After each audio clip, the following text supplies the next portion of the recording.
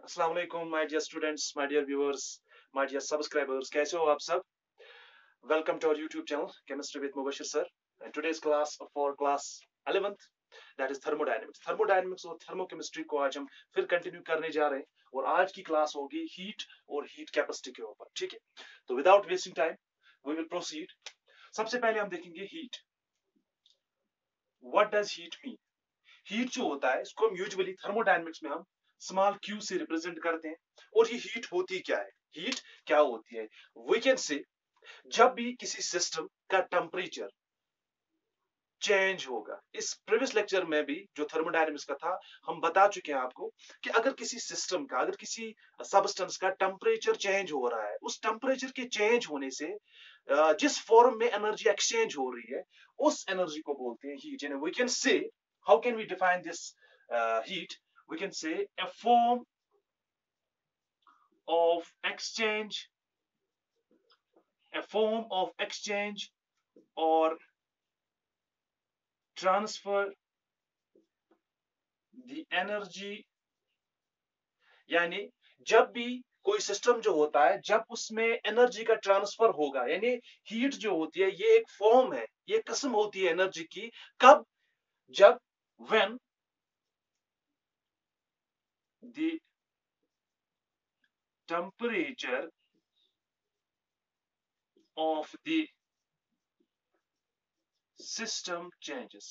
जब भी किसी सिस्टम का टेम्परेचर चेंज होगा, ठीक है, तो उस टेम्परेचर के चेंज होने से हीट, जो एनर्जी वहां से एक्सचेंज हो रही है, वो किस फॉर्म में एक्सचेंज हो रही है? In the form of heat.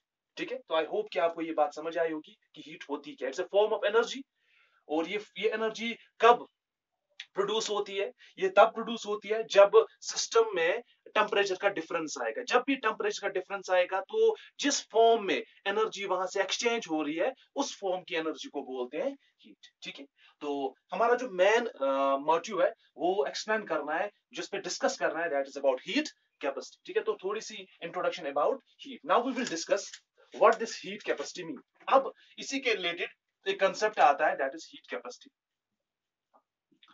जिसका अमूमन एग्जाम में पूछा जाता है। इसके ऊपर हमें डिस्कशन करना है कि हीट कैपेसिटी होती क्या है। तो मैं आपको बताता चलूं कि हीट कैपेसिटी जो होती है, सबसे पहले इट इज रिप्रेजेंटेड बाय सी। इसको रिप्रेजेंट करते हैं कैपिटल सी से।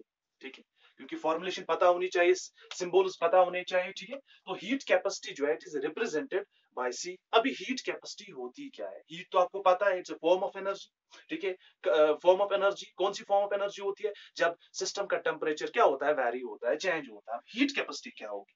देखो स्टूडेंट्स, हीट कैपेसिटी सिंपली हम कह सकते हैं, जब भी किसी सिस्टम को आप हीट कर रहे हो, ठीक है, आप चाह रहे हो कि मेरे पास कोई सिस्टम है, मैं इसका टेम्परेचर वेरी करना चाह रहा हूं, मैं इसका टेम्परेचर इंक्रीज करना चाह रहा हूं। कितना? 1 डिग्री और 1 केल्विन। ठीक है, अगर आपके पास कोई सिस्टम है, लाइक मैं आपको यहां से बोल दूं, आपके पास पानी की एक वेसल है, आपके पास एक वेसल है जिसमें आप ये पानी डाला हो। ठीक है, दिस इज वाटर। इससे आपको समझ आएगा हीट कैपेसिटी क्या होती है। मानो ये रूम टेम्परेचर पे है, तो इसका टेम्परेचर कितना होगा? 25 डिग्री सेंटीग्रेड। ठंडा पानी है। अब आप क्या कर रहे हो? आप चाह रहे हो कि ये जो पानी इस वेसल में है इसका टेम्परेचर क्या है? 25 डिग्री सेंटीग्रेड रूम टेम्परेचर पे है। You want to increase its temperature to 26 degree centigrade. आप चाह रहे हो कि ये जो मेरे पास सिस्टम है, मैं इसका टेम्परेचर इंक्रीज करूं, चेंज करूं। कितना? 1 डिग्री, क्योंकि 25 से आप कहां ले जाना चाह रहे हो? 26 means you want to increase the temperature by 1 degree centigrade. तो ये जो टेम्परेचर आप इंक्रीज करने चाह रहे हो, कितना? 1 डिग्री। उसके लिए आपको कितनी हीट लग रही है? क्योंकि आपको उसको हीट करना है। तो how much heat is required? How much heat is required to increase the temperature of the system by 1 degree centigrade? That is known as heat capacity. ठीक है, तो जैसे पानी आप घर में भी लेते हो, तो अगर आप पानी का जिसका temperature for example 25 degree centigrade, it's at room temperature, if you want to increase its temperature, अगर आप इस सिस्टम का, इस पानी का टेम्परेचर इंक्रीज करने चाह रहे हो, कितना? 1 डिग्री या 1 केल्विन। ठीक है, वी कैन से 1 डिग्री सेंटीग्रेड और 1 केल्विन। हमने 1 डिग्री या 1 केल्विन क्यों लिखा? देखो, 25 डिग्री सेंटीग्रेड से आप 26 ले जाने जा रहे हो, मीन्स यहाँ पे फर्क कितना है? 1 डिग्री का। अब आप अगर हम इसको कैल्विन्स में देखेंगे तो 25 डिग्री सेंटीग्रेड कितना होगा? It's around 298 kelvin. और अगर 25 डिग्री सेंटीग्रेड 298 केल्विन है, 26 कितना होगा, दैट विल बी 299 केल्विन। तो डिफरेंस कितना है, यहाँ पे भी 1 केल्विन का ही। ठीक है, तो अगर आप किसी भी सिस्टम का टेम्परेचर इंक्रीज करना चाहते हो, चेंज करना चाहते हो 1 डिग्री, उसके लिए आपको कितनी हीट लग रही है, उस हीट को बोलते हैं heat capacity.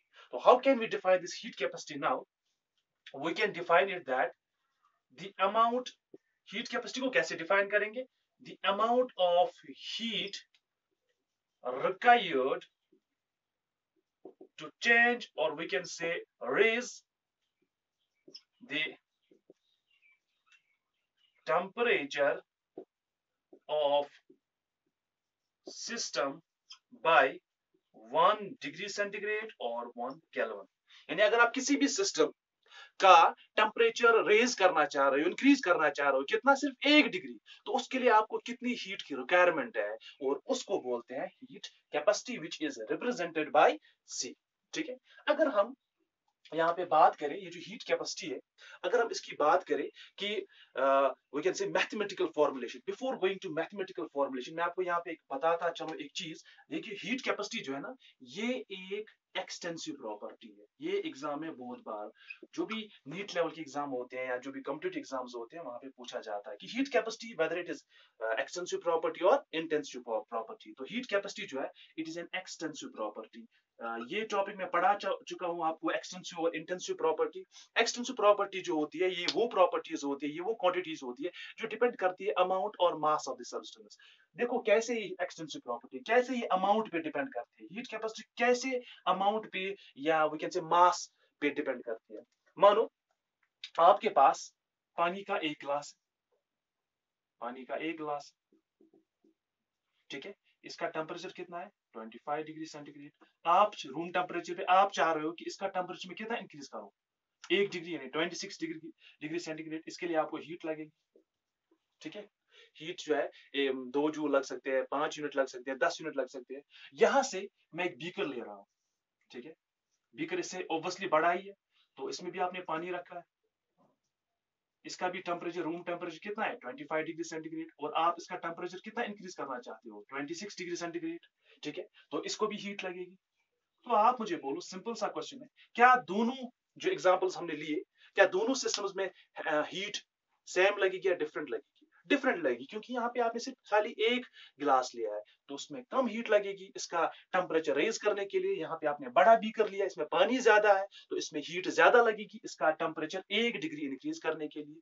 So we can से जो हीट कैपेसिटी होती है, यानी जो हीट हमें जरूरत होती है टेम्परेचर इंक्रीज करना, कितना, 1 डिग्री का, वो डिपेंड करता है अमाउंट पे। जितना अमाउंट कम होगा उतनी हीट कम लगेगी, जितना अमाउंट ज्यादा होगा उतनी हीट ज्यादा लगेगी। That is why this heat capacity is an extensive property which depends upon the quantity, the amount or mass of the content। ठीक है, इसके बाद हम जो हीट कैपेसिटी जो है, इसको हम देखेंगे कि मैथमेटिकली इसको हम कैसे फॉर्मुलेट कर सकते हैं। ठीक है, आई होप कि यहां तक आपको समझ आया होगा about heat capacity and it is extensive nature. Now mathematically हम कैसे इसको लिख सकते हैं, मैथमेटिकली देखिए हीट कैपेसिटी जो है, ये दो चीजों के साथ रिलेटेड है। एक टेम्परेचर डिफरेंस, आप टेम्परेचर चेंज करना चाह रहे हो, आप टेम्परेचर इंक्रीज करना चाह रहे हो। मानो आपके पास कोई सिस्टम है, लाइक ये वेसल है जिसमें आपने, यहाँ बीकर है जिसमें आपने पानी डाला। मानो आप इसका टेम्परेचर इंक्रीज करना चाह रहे हो from 25 degree centigrade to 26 degree centigrade. इसके लिए आपको कुछ ना कुछ हीट लगेगी। उस हीट को हम किससे डिनोट करेंगे, क्यू से। मानो आपको हीट लग रही है इस सिस्टम का टेम्परेचर एलिवेट करने के लिए, कितना, 1 डिग्री, तो उसके लिए जो हीट लग रही है उसको हमने रिप्रेजेंट किया है क्यू। मानो ये जो मेरा सिस्टम था, यानी जो बीकर था जिसमें पानी है, इसका टेम्परेचर जो इनिशियल था ना, दैट वाज T1। स्टार्टिंग में इसका temperature that is 25 degree centigrade को मैं क्या ले रहा हूँ, T1। और जैसे ही आपने इसको Q amount of heat supply की, इसका टेम्परेचर चेंज हो गया to 26 degree centigrade, that is जो फाइनल टेम्परेचर इसका बन गया, दैट इज T2। तो can we say change in temperature कितना आएगा, वी विल राइट कि ये जो C होता है, C is equal, heat capacity is equal to amount of heat supplied divided by change in temperature. Temperature में कितना चेंज आया है, पहले कितना था, लास्ट पे कितना आया, तो चेंज कैसे निकालते हैं, बड़े में से छोटे को माइनस करते हैं। We will write T2 minus T1, this is the final temperature, this is the initial temperature. तो कैसे हम मैथमेटिकली फॉर्मुलेट कर सकते हैं हीट कैपेसिटी को? हीट कैपेसिटी जो होती है ये किसके बराबर होती है? अमाउंट ऑफ हीट सप्लाइड, कितनी हीट लग रही है किस लिए? ताकि जो आपका टेम्परेचर है वो रेज हो जाए 1 डिग्री सेंटीग्रेड। देखो T2 कितना है 26, T1 कितना है 25, 26 माइनस 25 मींस 1 डिग्री। ठीक है, तो इसको हम ऐसे भी लिख सकते हैं C is equal to Q upon T2 minus T1 is equal to delta T. That's change in temperature. बात समझ आ रही है? तो this is the mathematical formulation. This is the mathematical formulation of heat capacity. Heat capacity depend करती है. तो now let me tell you one thing. हमें पता है कि टेम्परेचर में चेंज कितना आ रहा है, यानी हम टेम्परेचर को कितना इंक्रीज करना चाह रहे हैं 1, यानी T2 minus T1 कितना होगा 1, 26 minus 25 यानी डेल्टा T का वैल्यू क्या है 1. तो कैन वी राइट कि जो डेल्टा T है delta T is equal to 1, यानी T2 minus T1 जो है चेंज इन टेम्परेचर कितना हुआ है 1 degree centigrade. Delta T is equal to 1 degree centigrade और 1 kelvin. Then how C will be equal to Q. This is another, this equation first, this equation second. तो हम heat capacity को ऐसे भी define कर सकते हैं कि हीट कैपेसिटी जो होती है ये किसके बराबर होती है? हीट एक्सचेंज के बराबर होती है, हीट सप्लाई के बराबर होती है. कब? जब चेंज इन टेम्परेचर इंक्रीज कितना होगा temperature 1 degree centigrade. We can say कि हीट कैपेसिटी जो होती है ये वो हीट होती है जो हमें सप्लाई करनी पड़ती है ताकि हम सिस्टम का टेम्परेचर कितना इंक्रीज करना चाह रहे हैं 1 डिग्री सेंटीग्रेड. तो ये मैथमेटिकल फॉर्मुलेशन होगी हीट कैपेसिटी की. बहुत सिंपल सा कंसेप्ट यहाँ पे है. और अगर हम अब इसकी बात करें यूनिट की, क्योंकि ये भी एग्जाम में पूछा जाता है कि हीट कैपेसिटी का यूनिट क्या है, तो यहां से आप निकाल सकते हो. We know that C is equal to Q upon delta T. Q का यूनिट क्या है? जूल, जूल है. और कैलोरी भी है, कैलोरी भी लिख सकते हो. डिवाइडेड बाय टेम्परेचर का क्या है? यहाँ तो डिग्री सेंटीग्रेड है. ठीक है, यहाँ पे लिखेंगे डिग्री सेंटीग्रेड और क्या है केल्विन. तो अकॉर्डिंगली आप खुद इसका यूनिट बना सकते हो. You can write joule per kelvin और you can write joule per degree और कैलोरी पर डिग्री और कैलोरी पर केल्विन. तो यहाँ पे हम कुछ भी यूनिट जो भी आपको एग्जाम में दिया होगा आप उसी हिसाब से उसको टिक लगा सकते हो. जूल पर केल्विन या कैलोरी पर केल्विन और जूल पर डिग्री और कैलोरी पर डिग्री. ठीक है, ये क्या है इसका यूनिट है. और जो भी आपको एग्जाम में ऑप्शन दिया होगा उसी हिसाब से आप अपना राइट जो आपका मोस्ट अप्रोप्रिएट आंसर होगा वो आप चुन सकते हो. क्योंकि जब आपको फॉर्मूला पता होगी आप उनके यूनिट्स लगा के खुद कैलकुलेट कर सकते हो. तो ये था हमारा हीट कैपेसिटी. ठीक है, नाउ वी विल डिस्कस ये जो हीट कैपेसिटी होती है ये सॉलिड और लिक्विड के लिए अलग होती है और गैस के लिए अलग होती है. ठीक है, फिर से मैं रिपीट कर देता हूँ. जो हीट कैपेसिटी है that's amount of heat required to raise the temperature of the system by 1 degree centigrade. कितनी हीट लग रही है किसी भी सिस्टम का टेम्परेचर 1 डिग्री बढ़ाने के लिए. तो ये सॉलिड और लिक्विड के लिए एक होती है और गैसेस के लिए डिफरेंट, यानी सॉलिड और लिक्विड के लिए एक होती है और गैसेस के लिए डिफरेंट होती है. अब हम देखेंगे first heat capacity for solids and liquids, उसके बाद हम गैसेस देखेंगे. Now we will discuss heat capacity. इसके types क्या है? We can say heat capacity for solids and liquids. Solids और liquids के लिए जो heat capacity होती है बच्चों उसको हम बोलते हैं specific heat capacity. उसके लिए एक specific term है specific heat capacity. यानी जब भी हम solids और liquids की बात करते हैं, यानी हीट कैपेसिटी के टर्म्स में जब भी हम सॉलिड्स और लिक्विड्स की बात करते हैं तो उसको हम कहते हैं स्पेसिफिकली स्पेसिफिक हीट कैपेसिटी. ठीक है, and it is represented by the symbol by the letter S. ठीक है, तो सॉलिड्स और लिक्विड्स के लिए जब भी हम हीट कैपेसिटी की बात करते हैं उसके लिए एक स्पेशल टर्म है that is specific heat capacity, या इसको सिंपली बोलते हैं स्पेसिफिक हीट. अब ये स्पेसिफिक हीट कैपेसिटी और स्पेसिफिक हीट किसको बोलेंगे? देखो स्पेसिफिक हीट कैपेसिटी और स्पेसिफिक हीट हम किसको बोलेंगे? मानो आपके पास कोई सॉलिड है या आपके पास कोई लिक्विड है, उसका आपने जो मास लिया है वो 1 ग्राम लिया है. मानो ये मेरे पास कोई सॉलिड है या लिक्विड है, इसका जो मास है इसका जो अमाउंट है वो फिक्स है, कितना है 1 ग्राम. अब आप क्या कर रहे हो? आपने जो ये 1 ग्राम का सॉलिड लिया है, 1 ग्राम का लिक्विड लिया है, अगर आप इसका टेम्परेचर इंक्रीज करने जा रहे हो 1 degree, you want to increase its temperature by 1 degree centigrade or by 1 Kelvin, उसके लिए आपको कितनी हीट लग रही है? यानी आपने 1 ग्राम का कोई भी सब्सटेंस लिया है, वेदर सॉलिड और लिक्विड, और you want to increase its temperature by 1 degree centigrade. मानो इसका टेम्परेचर 25 डिग्री सेंटीग्रेड था, you want to increase to 26 degree centigrade, means 1 degree का आप इंक्रीज करना चाह रहे हो, तो कितनी हीट लग रही है, that is known as specific heat capacity. तो यहाँ पे स्पेसिफिक हीट कैपेसिटी में जो अमाउंट होता है, जो मास होता है, मास रिमेन्स फिक्स्ड। तो यहाँ पे जो मास होता है वो फिक्स रहता है, कितना, 1 ग्राम। बात समझ आ रही है? तो याद रखना है कि स्पेसिफिक हीट कैपेसिटी जो होती है, it is defined as the amount of heat required to raise the temperature of 1 gram of substance by 1 degree centigrade। आपने सिस्टम का, आपने सब्सटेंस का अमाउंट फिक्स करके रखा है, कितना है, 1 ग्राम, और इसके लिए आप इसका टेम्परेचर इंक्रीज करना चाह रहे हो, कितना, 1 डिग्री। तो कितनी हीट आप इसको, कितनी हीट लग रही है, कितनी हीट लगेगी इस 1 ग्राम के सब्सटेंस का 1 डिग्री टेम्परेचर इंक्रीज करने के लिए, that is known as specific. तभी इसको स्पेसिफिक बोलते हैं, क्योंकि यहाँ पे आपने जो अमाउंट है that is specific, that is particular, that is fixed, ठीक है। तो how can we define specific heat capacity, that is S. The specific heat capacity is defined as the amount of heat required to raise the temperature of 1 gram of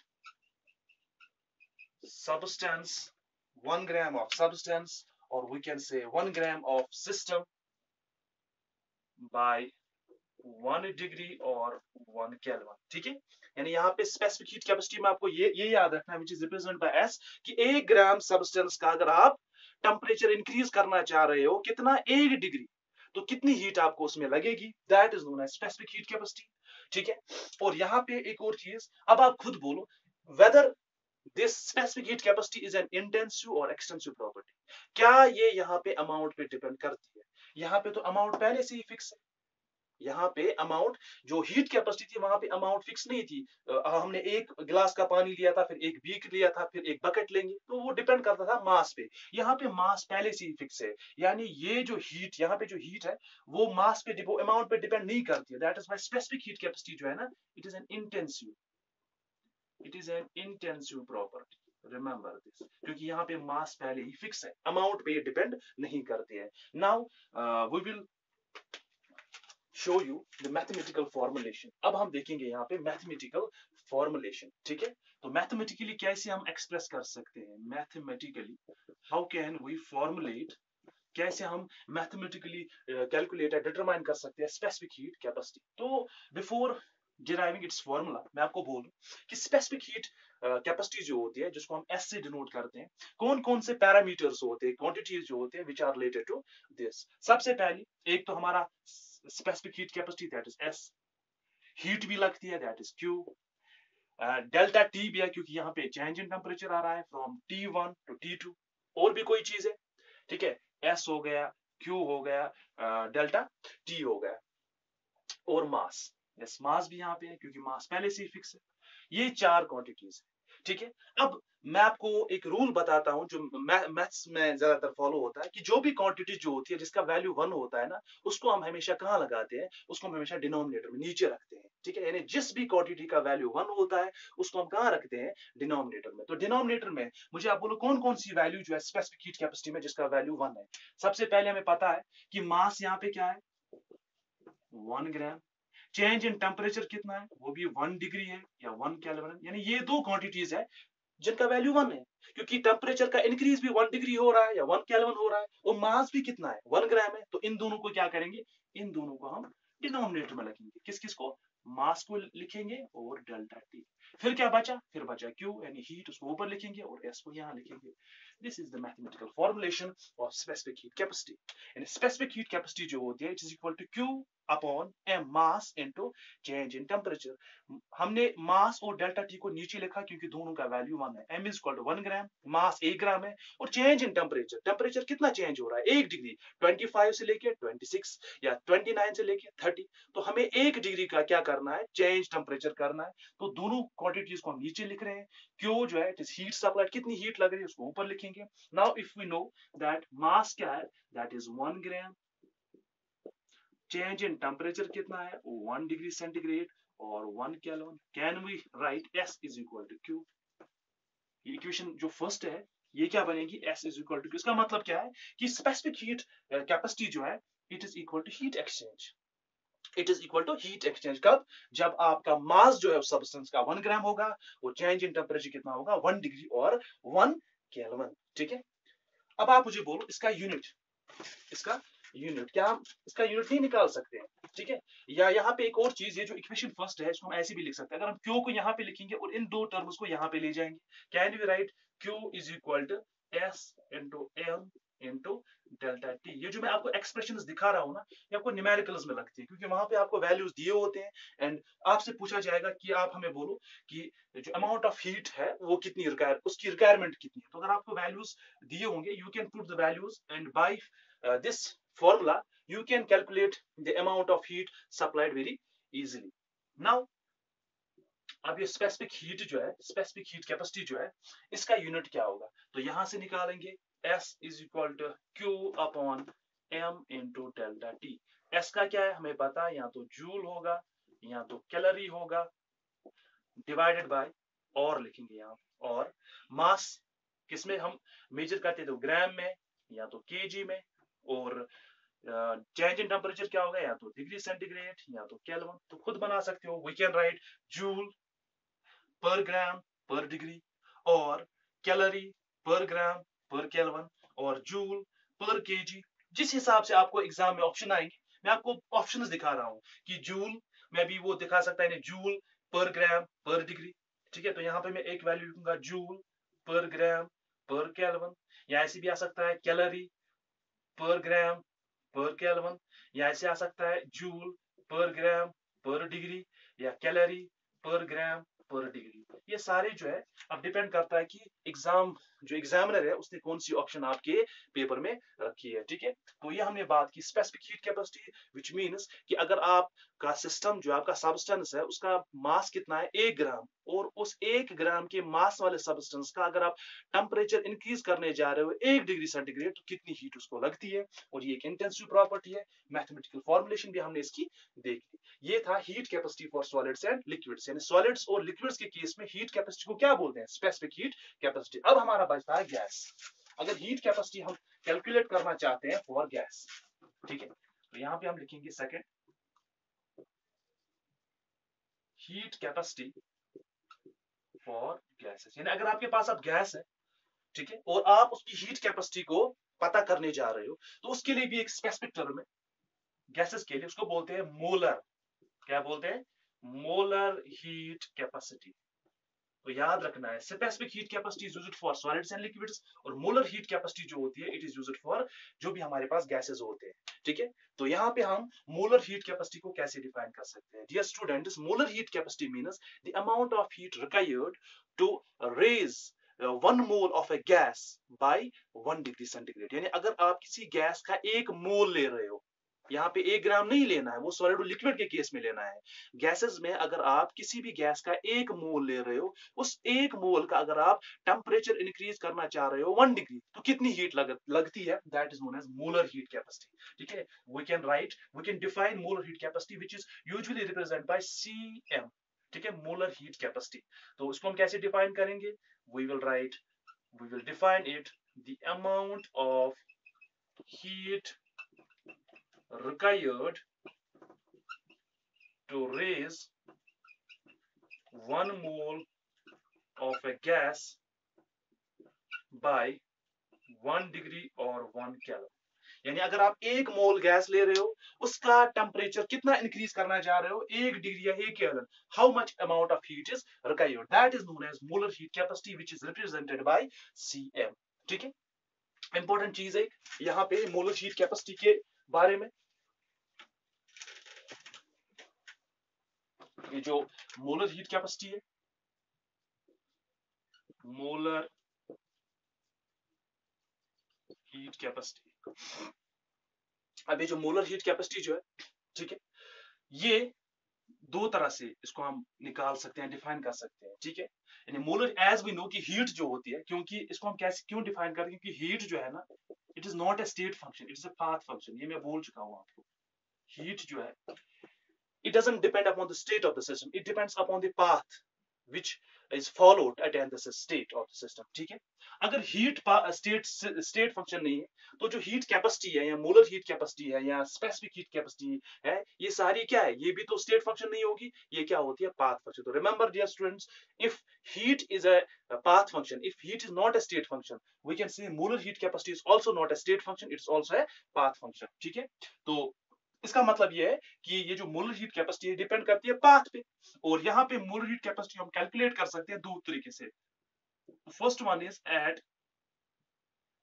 constant pressure and second one is at constant volume. आप कौन सी path choose कर रहे हो इस system की state को attain करने के लिए. तो अगर आप मोलर हीट कैपेसिटी कैलकुलेट कर रहे हो किस पे, एट कांस्टेंट प्रेशर, ठीक है, इसी तरह से आप मोलर हीट कैपेसिटी को कैलकुलेट कर सकते हो एट कांस्टेंट वॉल्यूम. जब आप मोलर हीट कैपेसिटी को कैलकुलेट कर रहे हो प्रेशर को कांस्टेंट रखते हुए, तो उसको हम, क्योंकि मोलर हीट कैपेसिटी जो होती है, हीट कैपेसिटी को हम सी से दिखाते हैं, और क्योंकि आप मेजर कर रहे हो एट कांस्टेंट प्रेशर, इसको लिखते हैं CP. What is CP? It is molar heat capacity at constant pressure. अब अगर आप मोलर हीट कैपेसिटी को मेजर कर रहे हो, एग्जामिन कर रहे हो कांस्टेंट वॉल्यूम पे, तो heat capacity is denoted by C, or at constant, if you are examining or calculating at constant volume, you will write CV. So ठीक है, this is CP and CV, these are two the forms of molar heat capacity, because it depends upon whether we are calculating or determining it at constant pressure or constant volume. And we know that here कि हमने ये जो molar heat capacity जो है, अगर हम इसकी यहाँ पे फॉर्मूला भी यहाँ पे हम दिखा सकते हैं, मोलर हीट कैपेसिटी जो होती है किस पे डिपेंड करती है. हमारे पास कौन कौन सी टर्म्स है, एक तो यहाँ पे होगी आपकी मोलर हीट कैपेसिटी, जिसको आप C से डिनोट करते हो, कितनी हीट लगती है, दैट इज Q, ठीक है, number of molars that is M, और डेल्टा T. ये चीजें आपको ध्यान में रखनी होती है. तो CP जो है molar heat capacity at constant pressure जो होगा, इसकी फॉर्मूला क्या बनेगी, दैट विल बी Q, कितनी हीट आप सप्लाई कर रहे हो, divide by M, number of molars कितने हैं, multiplied by change in temperature. इस तरह से CV जो है उसके लिए भी फॉर्मूला सेम रहेगी, that is Q amount of heat supplied divide by N number of moles into delta T. तो ये दो है, that is CP and CV. और मैंने आपको यहीं से बोल दिया कि what is difference between CP and CV. दोनों मोलर हीट कैपेसिटी है, यानी हम हीट, कितनी हीट लग रही है, एक मोल सिस्टम या एक मोल सबस्टेंस, एक मोल गैस जो आपका है, उसका टेम्परेचर 1 डिग्री इंक्रीज करने के लिए कितनी हीट लगती है, that is known as molar heat capacity. It is of two types. It can be calculated at constant pressure and at constant volume, that CP and CV. ठीक है, तो depend करता है कि एग्जाम में, जो एग्जाम वैसे फॉर्मल तो दोनों की सेम है, लेकिन एग्जाम में वो आपसे पूछ सकता है कि वेदर दिस प्रोसेस और वेदर दिस हीट कैपेसिटी और molar heat capacity is examining under constant pressure और कांस्टेंट वॉल्यूम. उसी हिसाब से आपको सीपी और सीवी का वैल्यू यहाँ पे लगाना है. ठीक है, तो ये था आज का टॉपिक. हमने चूज किया था थर्मोकेमिस्ट्री से, ठीक है, हीट और हीट कैपेसिटी. तो हमने डिस्कस किया हीट, व्हाट इज हीट. और एक चीज लास्ट में मैं फिर से यहाँ पे बताता चलूं कि हीट जो है ना, it is a random form of energy. Remember this, it is a random form of energy. What does, यानी इसमें कोई पर्टिकुलर अरेंजमेंट नहीं होता है. हीट जो है it is a random form of energy. कैसे, मैं आपको बोल दूं छोटी सी एग्जांपल से. अगर आपने एक बीकर लिया है, बीकर में आपने पानी डाला है, या किसी वेसल में, यूटेंसिल में, घर में किसी बर्तन में आपने पानी रखा है, उसको आप हीट कर रहे हो, उसको आप हीट कर रहे हो, तो after some time you will find that, you will observe that कि जो इस यूटेंसिल के, जो इस बर्तन के निचले वाले हिस्से में पानी होगा वो जल्दी गर्म होता है, लेकिन जो ऊपर वाला पानी होता है वो उतना गर्म नहीं होता है. ठीक है, इसका मतलब जो हीट है ये कॉन्स्टेंटली सप्लाई नहीं हो रही है. यहाँ पे हीट ज्यादा पहुंच रही है, यहाँ पे हीट कम पहुंच रही है. तभी हमने कहा कि हीट जो है it is random form of, इसमें रैंडमनेस ज्यादा होती है. ये वी कैन से, ये इसमें अरेंजमेंट जो होता है, ऑर्डर उतना परफेक्ट नहीं हो, ऑर्डर उतना अच्छा नहीं होता है. दैट इज वाई कि जब भी आप पानी को गर्म करते हो किसी गैस स्टोव पे, तो आप देखते हो कि निचला वाला जो हिस्सा होता है, जो इस बर्तन के पास होता है, वो जल्दी गर्म होता है as compare to the other part of the water, जो उस बर्तन से थोड़ा दूर होता है, क्योंकि हीट जो है ये कॉन्स्टेंटली सप्लाई नहीं होती है. तो याद रखना है, हमने हीट डिस्कस की है, हमने हीट कैपेसिटी डिस्कस की है, हमने स्पेसिफिक हीट डिस्कस की है फॉर सॉलिड्स एंड लिक्विड्स, हमने मोलर हीट कैपेसिटी डिस्कस किया फॉर गैसेस, हमने फॉर्मूला निकाले, हमने उनके यूनिट्स निकाले. I think this is enough for today. See you next lecture. Till then, bye. Khuda Hafiz.